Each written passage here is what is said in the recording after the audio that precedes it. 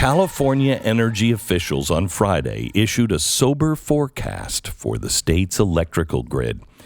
They're saying now it lacks sufficient capacity to keep the lights on this summer and beyond if heat waves and wildfires or other extreme events take their toll. May I just ask Californians, do you actually think that heat waves and wildfires are unexpected extreme events? Because as an outsider, it seems like every summer we go through this. And when I say we go through this, you go through this. But then we have to watch it and hear about all of the problems. And yeah, some of us go out, not me, but some of us go out to actually help put the fires out and everything else. And here you go say, this is crazy. This is, it's global warming. No, it's really not. It's mismanagement of your forests, for one.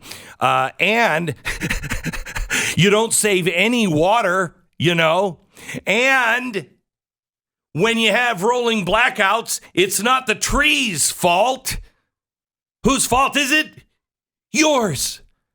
Because you refuse to build any kind of reservoir for water or any electrical plant. But you feel so good about yourself, don't you? Because we don't have a single coal fire plant. Not one coal fire plant in California. Yet most of your electricity still coming from coal fire plants, just in another state. Oh my gosh, these people make me want to vomit. As long as I don't see it. As long as it doesn't block the view of the mountains.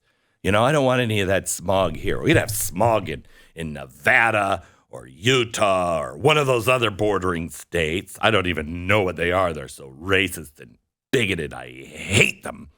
I don't mind if you build 25 coal power plants over there, as long as we don't have the smog.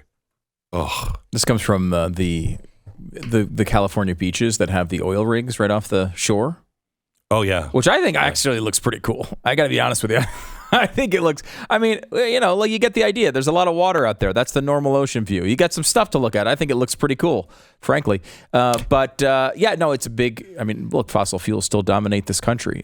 Coal has come down quite a bit over the past few years, but natural gas has replaced it. So yes, it's a cleaner fossil fuel, but it is still a fossil fuel. So they had an online briefing, and the officials are now forecasting a potential shortfall of 1,700 megawatts this year. And they say if there's something unexpected, like a forest fire, not really extreme, not unexpected, just want to say, they say it could go as high as 5,000 megawatts. So that's a lot of watts. That's enough to put about 4 million people in the dark without electricity. Yeah. So, Oh, and by the way, they also say your energy prices are going to increase in California between 4 and 9%. I think if that's what they're saying, it'll be closer to 12 to 80%, but maybe that's just me. Now, there is another group saying, hey, maybe we should slow down on this whole thing. And that would be Jack Bear, the CEO of MISO.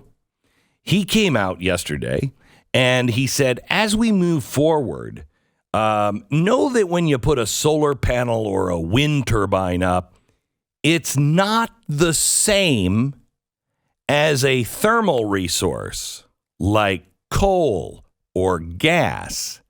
He says the issue on the rise throughout the country and all throughout the West is many traditional and nuclear power plants are being retired to make way for the renewable sources of energy. But the plants are being turned off faster than the renewable energy and battery storage can keep up. John, did you say that? Come on. I thought you were smarter than this. We have magic fairy dust that's going to make everything work. In your craziest, busiest, kids are screaming, you're really pissed off because you're also hungry kind of moment, somebody says to you, hey, I got an idea. We're going to build these solar panels and things and wind power, and that should be a few years in the future. Should we turn off the nuclear power plant? At the height of the screaming of the kids, you're like, no, and don't bother me. Okay, don't you? Really? I mean, it's pretty logical. Wouldn't it be nice if we had both? If we had the solar and the wind, and we kept that nuclear power plant running just in case we need it. Of course, that'll never happen because there's never a need for it. There's never a spike because of a heat wave or a forest fire or a mudslide or an earthquake. It'll never happen. Why keep the other power plant running very low so you could crank it if you needed it? That's an interesting question. All I know is that all of this talk has convinced me even more to fully convert our economy to electric cars.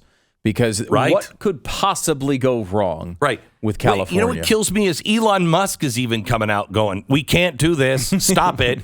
I mean, he's the guy he's leading the charge. He's the guy that has become the richest guy in the world for pushing this stuff. And he's even like, slow down.